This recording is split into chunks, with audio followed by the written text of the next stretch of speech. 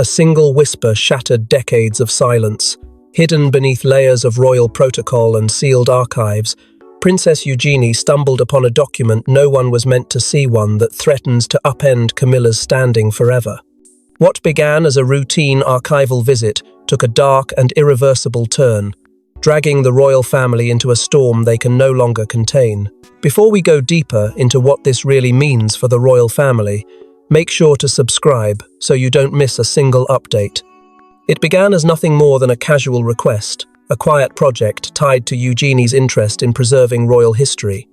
With no fanfare and little public notice, she was granted limited access to the royal archives for what was billed as a private historical initiative. But behind those ancient stone walls, among locked cabinets and dust-laden files, Eugenie found herself drawn to a section unusually protected. One wing of the archive was under far heavier security than the others, guarded not just by locks, but by silence. Curiously, it bore no label, no official record, as if someone wanted it forgotten, but not destroyed. It was there, buried under misfiled correspondences and personal effects, that Eugenie saw something that made her breath catch: a deep red envelope, sealed with wax and stamped with Queen Elizabeth's personal cipher. It had no date, no file tag, and more disturbingly, no accompanying log. Something told her she shouldn't touch it, but curiosity, or fate, wouldn't allow her to leave it alone. Hands trembling, she slipped it quietly into her notes, promising herself she would return it after a private read. But what she would read would change everything. As she walked the narrow hallway out of the archive, she noticed the eyes of one senior aide fixed on her, a fleeting look, but sharp enough to unsettle her. That man, she later learned, had worked directly under Camilla's communications office during her ascension to Queen Consort, and the way he turned and disappeared after making eye contact, cold, silent, deliberate, haunted her for days after. Alone in her Kensington residence later that night, Eugenie opened the envelope. The seal cracked with eerie ease, as though it had waited for her. The first lines, written in the Queen's unmistakable script, didn't just reference Camilla. They questioned her entire place in the hierarchy. The phrasing was formal, cloaked in the traditional royal cadence, but the implications were anything but routine. There were lines about temporary elevation, pending behavioral evaluation, and most damning of all, role subject to revision. These were not ceremonial reflections. They were legal directives meant for someone, meant to be enforced, and never meant to be forgotten. And in that moment, Eugenie's heart thundered not from fear alone, but from a realization. This wasn't just a curiosity from the past. It was a key to a vault of truths the monarchy never intended to unlock. Her mind raced. Was it genuine? Was it known to anyone else? Or worse, was it suppressed? But the true weight of what Eugenie discovered wouldn't hit her until she read the first line and realized the monarchy had hidden something unforgivable. It was signed, sealed, and dated. The language was unmistakable. Camilla's title and role were to be revised, pending undisclosed conditions. Buried in royal jargon, the document hinted at a secret contingency, one that, if exposed, would call Camilla's entire public identity into question.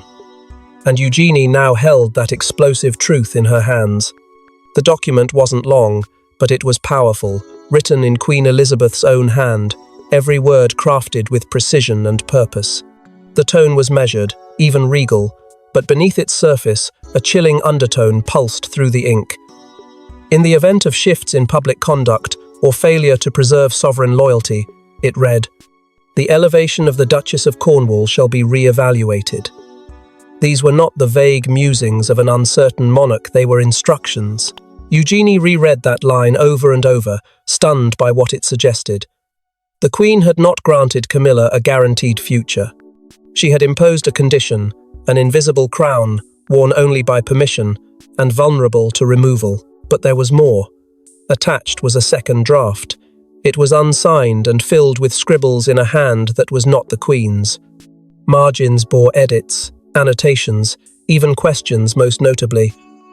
What if Charles objects? And, do we disclose this posthumously? These weren't ordinary notes. They were marks of deliberation, possibly panic, and they raised a haunting question. Had this clause been buried on purpose? The second document contradicted much of what Charles had asserted publicly in the years after Diana's passing. He had championed Camilla's legitimacy with growing fervour, pushing for her to be recognised as Queen Consort, despite earlier claims that she would never take the title. But this document, drafted shortly after Diana's tragic death, painted a different picture, a monarch deeply conflicted, a monarchy still reeling, and a queen who intended Camilla's future to be conditional, not certain. The date on the original version was what struck Eugenie the hardest. It was mere weeks after Diana's funeral. Amid national mourning, with public sentiment still burning against Camilla, Queen Elizabeth had taken a pen to paper and drawn a hard line. The phrase "revision of role" appeared twice, once in reference to Camilla's potential integration, and again in an ambiguous footnote referencing future sovereign decrees. That footnote, though brief, seemed almost like a warning. No assumption of permanence shall be attached to courtesy roles without sovereign ratification. And yet, this clause had never seen the light of day. It had not been released with the rest of the Queen's papers. It had not been referenced in any public statement, biography, or legal notice.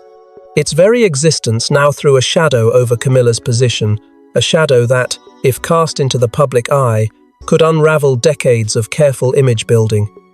Eugenie knew what this meant. If she released it, it wouldn't just challenge Camilla's title.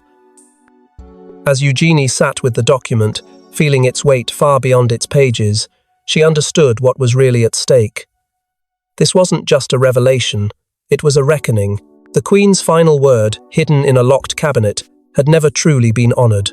And now, Eugenie held the one weapon powerful enough to shake the entire crown to its core. With the paper burning in her hands and 1,000 questions racing in her mind, Eugenie had to make a choice: silence or a storm. Princess Eugenie had always been considered the quiet royal, loyal but distant from palace politics. But this document ignited a fire she couldn't extinguish. In a hushed, private meeting far from Windsor, she made her confession to someone she never imagined would support her mission. She didn't sleep the night she read it. The Queen's words looped in her head, refusing to let go. She thought of her father, of her grandmother's steadfast gaze, of the family dinners where Camilla's presence sat like a shadow at the table. The next morning, shaken and pale, she called Beatrice. At first, she hesitated. This was more than scandal. This was legacy. But when her voice cracked and the truth came spilling out, there was no going back. "I found something about Camilla. It changes everything." There was a long silence on the other end. Then, Beatrice responded in a tone Eugenie had never heard before. "You're not the only one who's seen it." That single sentence shifted everything. Beatrice admitted she too had stumbled across references, partial memos, incomplete drafts, rumours whispered by old staff. Nothing definitive. But Eugenie's document, that was different. That was damning. It confirmed what Beatrice had only suspected. And with that revelation, a private alliance was born not of ambition, but of survival. They arranged a quiet trip to Scotland under the pretense of visiting family friends. But in truth, they were meeting a man long retired from public life, a royal historian and former advisor who had once served as a silent guardian of the Queen's personal archive. The historian, now in his late 70s, was shocked but not surprised. He spoke cautiously, referencing how Elizabeth had always balanced diplomacy with silent contingency plans, especially after Diana's death. He confirmed the Queen's handwriting and admitted he'd seen a near-identical clause, albeit in an earlier draft that mysteriously disappeared before final approval. But more chilling was what he said next. There was pressure, he confessed. Internal. External. From Clarence House. That document was never meant to survive. Desperate for further proof, Eugenie returned to the palace's digital records. She searched through restricted databases, carefully cross-referencing titles, timestamps, and internal communications. Most files had been tampered with, some redacted, others simply erased, but one log entry caught her eye.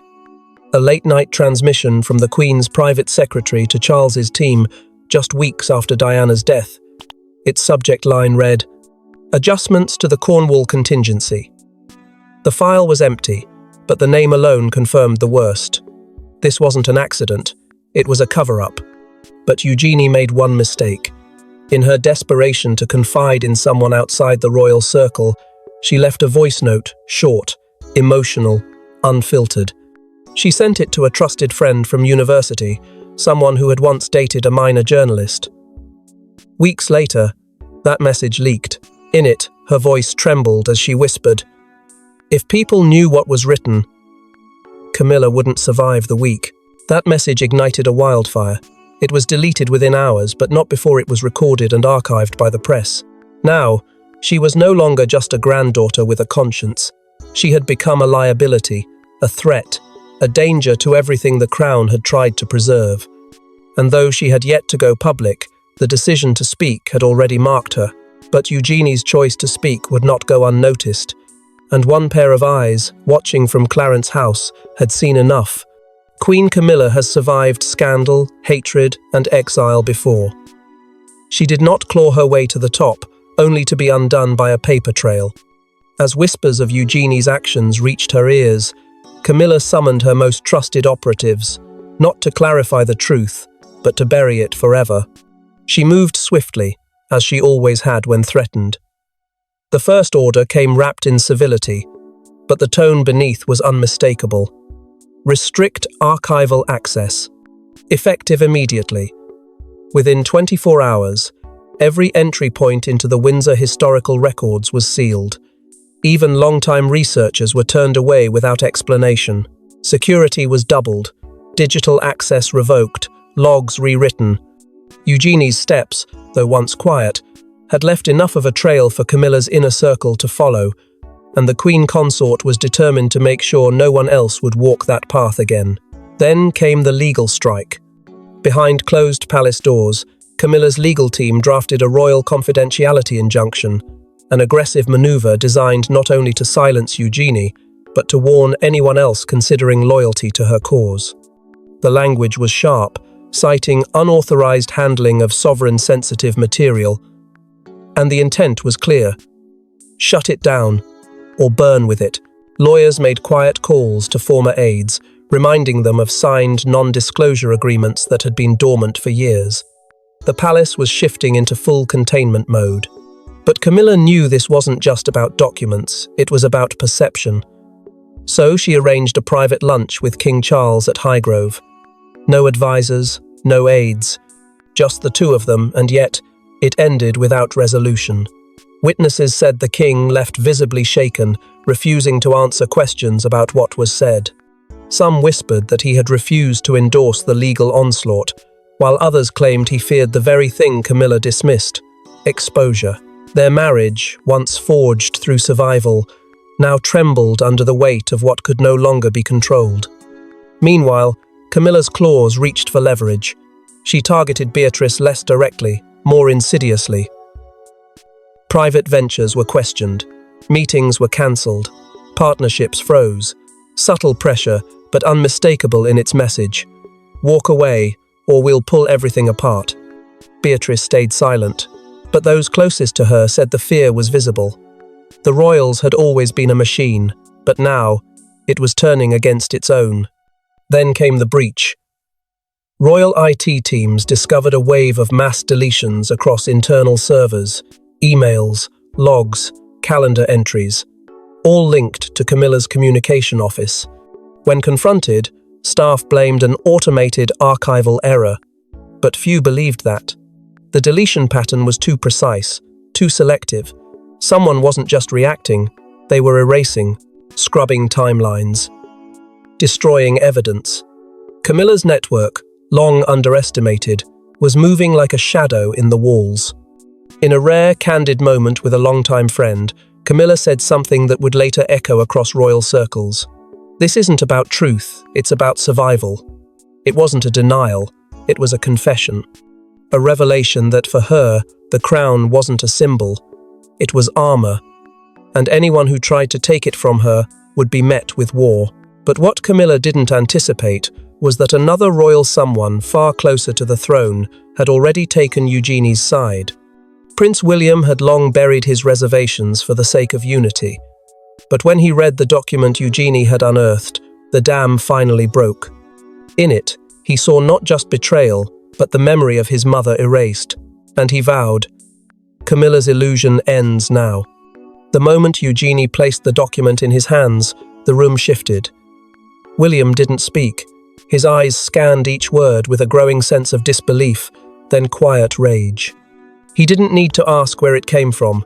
He recognized the Queen's handwriting instantly. What hurt wasn't just the contents of the paper, but the implications of everything it revealed. For years, he had played along, allowed Camilla's elevation, stood at public ceremonies, smiled through clenched teeth, all in the name of stability. But now, in black and white, lay proof that Camilla's position had never been secure. It had been conditional. And someone had buried that truth to protect her. Later that night, William stood alone in his private study, the document beside him, his mother's face flashing in his mind. He remembered the promises made in the aftermath of her death by his father, by courtiers, by Parliament that Camilla would never be queen, that she would remain a supportive figure, not a crowned one. But those promises had dissolved quietly, repackaged as evolution. Now, William understood it had all been deception, and it was no longer a matter of preference. It was a matter of justice. He arranged a discreet meeting with a senior bishop, one of the few remaining clergymen who had privately counseled Diana during the final years of her life. The conversation was brief, but piercing. The bishop didn't offer guidance. He didn't need to. He simply placed his hand on William's and said, "Your mother believed the crown needed healing, but healing can't come from lies." In the weeks that followed, William began pulling back. At events where he once stood near Camilla, he chose distance. When asked to comment on her charitable initiatives, he gave short, calculated responses. Nothing overt, nothing confrontational, but noticeable. The press began to speculate something had shifted. Behind the scenes, he made it clear to his inner circle. He would no longer endorse narratives that conflicted with what had been revealed. Catherine noticed before anyone else. And in her silence, in her unwavering support, William found strength. She didn't question his choice. She simply said, "It's time." And then came the moment that drew the line in the sand. During a private planning session for a royal engagement, William was asked about including Camilla's name in the ceremonial address. He paused, then said flatly, "There can only be one Queen Mother, and it wasn't her." The room went silent. That phrase, now repeated in hushed tones across palace corridors, marked a turning point. Not just in William's posture, but in the foundation of Camilla's standing. With William's silent rebellion underway, a deeper wound was about to reopen, and it came in the form of a letter Queen Elizabeth never sent. Locked away in a private vault at Balmoral, a handwritten letter by Queen Elizabeth had never been meant for the public. But it contained words that shook Eugenie to her core, words that not only validated the document she found, but revealed the Queen's true feelings about Camilla. It arrived in a way no one expected. After weeks of whispers, closed-door meetings, and internal panic, a retired royal archivist, an elderly man who had spent decades cataloguing the Queen's private correspondences, reached out to Eugenie through a discreet intermediary. He had seen the headlines, heard the rumors. He knew what was coming, and in a voice thick with reluctance, he said, "There's one more piece." She wrote it for herself, but never sent it. Days later, under the quiet fog of dawn, a simple envelope was placed in Eugenie's hand. No fanfare, no threat, just a tremor in the air that whispered, "This changes everything." The letter, dated 7 months before the Queen's passing, was written entirely in Elizabeth's flowing script. It opened with reflections soft and solemn on the concept of redemption. She spoke of how time can soften judgment but not erase history. And then came the word that hadn't been uttered aloud in years. Diana.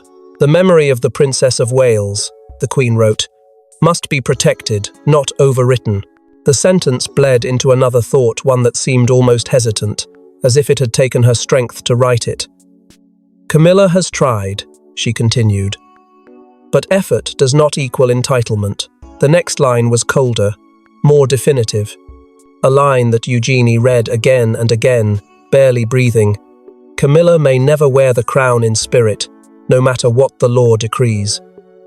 It wasn't just a sentiment. It was a conviction, a judgment. And more than anything, it was the unspoken truth the monarchy had spent years denying. The Queen, revered for her restraint, had finally allowed herself a moment of raw honesty, and it was devastating. In the following paragraphs, Elizabeth admitted her fear that Charles, driven by guilt or defiance, would undo the boundaries she had so carefully constructed. She worried that public fatigue, not acceptance, had led to Camilla's rise. And though she never explicitly forbade anything, her words revealed a crystal-clear desire that Diana's memory not be eclipsed by revisionist affection. At the bottom of the letter, where a small, modest signature usually sat, something had changed. Elizabeth R. was written in unusually large script, bolder than in any of her public letters. It felt less like a signature and more like a seal, a final statement, one she knew might never be read, but one she had to write anyway. When Eugenie finished the letter, her hands were shaking. She didn't say a word. Instead, she walked quietly to her mother, Sarah Ferguson, and handed her the paper. Minutes later, the sounds of soft sobs filled the room. Eugenie collapsed into Sarah's arms, her strength breaking under the weight of royal legacy, emotional truth, and the crushing realization that the world had been living under a lie. But as the Queen's words echoed louder than ever, one final move by Camilla would force the monarchy into a reckoning it could not escape. No cameras, no advisors, just two royal women, one document, and years of unspoken tension. Eugenie requested the meeting. Camilla agreed. What unfolded behind those doors was a battle of wills, quiet, devastating, and irreversible. It began with silence. No greetings, no pleasantries, just the sound of the door closing and the weight of the envelope placed on the table between them. Eugenie looked Camilla in the eye, not with fear, but with a clarity that shook the older woman. For a moment, Camilla simply stared at the seal. She already knew what it contained. Still, she opened it, scanned it quickly, then folded it again. "Where did you get this?" she asked, her voice low, tight, controlled. Eugenie didn't answer the question. She didn't need to. Instead, she said the words that had burned on her tongue for weeks. "You're not my queen." Camilla's mask cracked, just for a second. Her face didn't move, but the air around her shifted. She leaned back slowly, clasped her hands, and replied with perfect calm, "That's not your decision to make." But her civility was strained. Beneath every word was venom barely disguised. "This family has already bled enough," she added. "And what you're doing, this reckless crusade, you've just torn it apart." Eugenie didn't blink. She took a step closer, her voice low but unshakable. "No, you already did.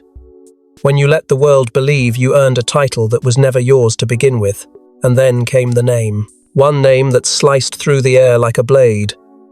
Diana," Eugenie said quietly. "She would never have been silenced.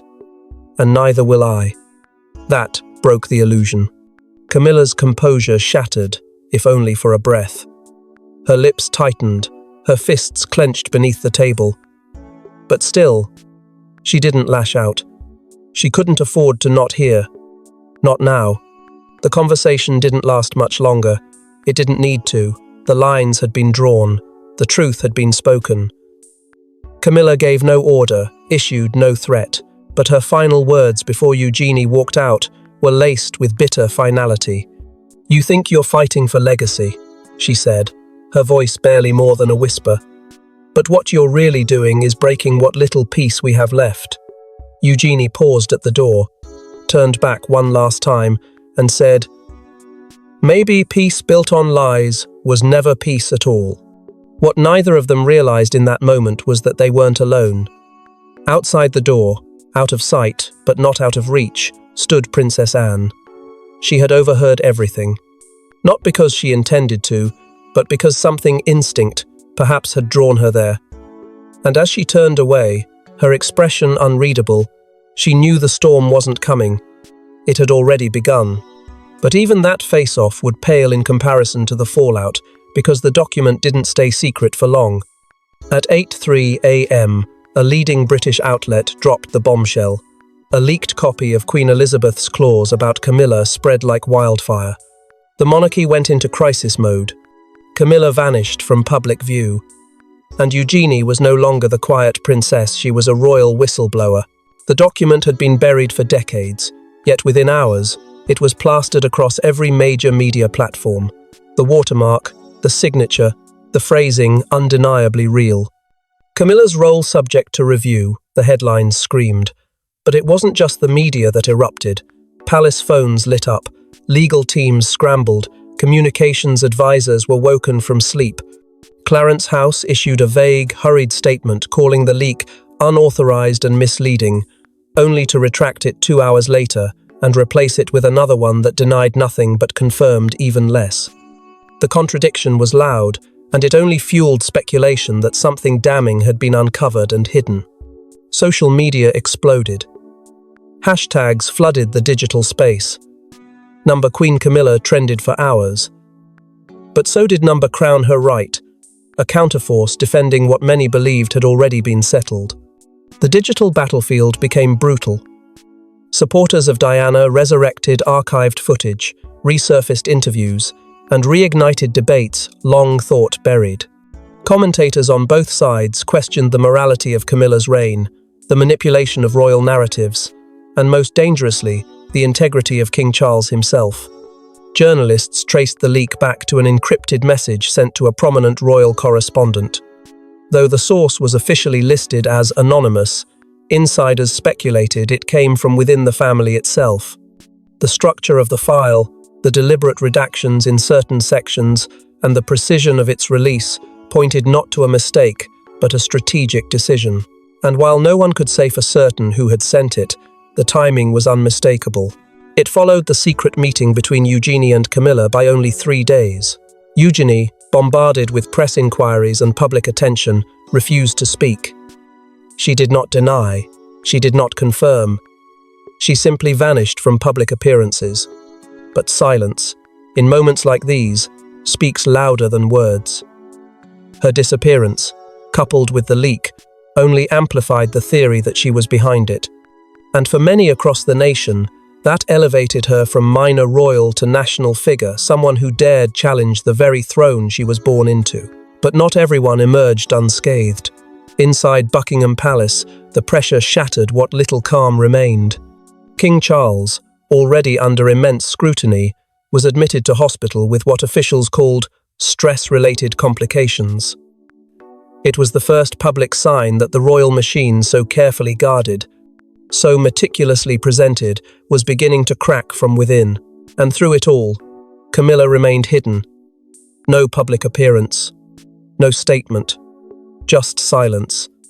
A silence that reeked of damage control, of panic, of a monarchy wrestling not only with its image, but with its truth. But even as the dust began to settle, one final twist would send aftershocks through the royal bloodline, and Eugenie was at the heart of it. A document hidden for decades had shattered Camilla's position, but it had done more than that. It reopened the possibility of reshaping the monarchy's future. And behind palace doors, conversations began conversations about blood, legacy, and who truly deserved the crown's moral inheritance. After days of silence and speculation, King Charles summoned Prince William to a private meeting at Sandringham. No aides, no press secretaries, just father and son behind closed doors.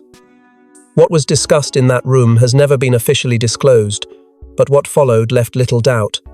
A reckoning had taken place. William emerged pale but resolute. Charles, unusually withdrawn, cancelled his next 3 engagements. The palace issued no statement, but the shift was unmistakable. Whatever had been said had changed the course of more than just titles. It had fractured the very foundation of the crown's future direction. Within a week, discussions began behind the scenes about revising the official royal order of precedence, an extraordinary move that had not been seriously considered in generations. There was talk of restoring the original succession outline as envisioned by Queen Elizabeth in her private correspondences. Whispers emerged, suggesting that Camilla's ceremonial influence would be dramatically scaled back, with several of her remaining patronages quietly reassigned. One, a prestigious literary trust she had held since her elevation to Queen Consort, was abruptly listed as vacant. No public explanation, no farewell event, just gone. But the most shocking speculation didn't involve Camilla at all. It involved Eugenie. For the first time, palace insiders hinted that the princess could be awarded a ceremonial title linked to Queen Elizabeth's personal estate, an honor that had never been extended to her generation. The reason? A gesture, they claimed, to acknowledge her courage in preserving the late Queen's intent. Though nothing was officially confirmed, the symbolism was impossible to ignore. The once quiet granddaughter was now a force the crown could no longer dismiss. And then came the words that sealed the sentiment many had already begun to feel. During a rare public appearance, Princess Anne was approached by a reporter who dared to ask, "Do you believe Eugenie's actions were justified?" Anne didn't flinch. She simply said, "Some truths don't stay buried forever." It was a statement heavy with weight, and one that travelled like wildfire across every headline in Europe. No denial, no deflection. Just the blunt voice of the monarchy's most unshakable figure, delivering a message that could not be ignored. But just when the dust seemed ready to settle, one final image surfaced. Eugenie, emerging from a private wing of Windsor, was spotted holding another sealed envelope identical in size and seal to the one she had uncovered weeks before. She offered no comment, no explanation, only a faint nod to the cameras before disappearing into a waiting car. What was in that envelope? No one knows. But its existence hinted at one thing: this saga was far from over. Because in the House of Windsor, nothing ever stays hidden, and those brave enough to reveal the truth may one day shape the throne itself. Thanks for watching. Please don't forget to like and subscribe, and we will see you in next one.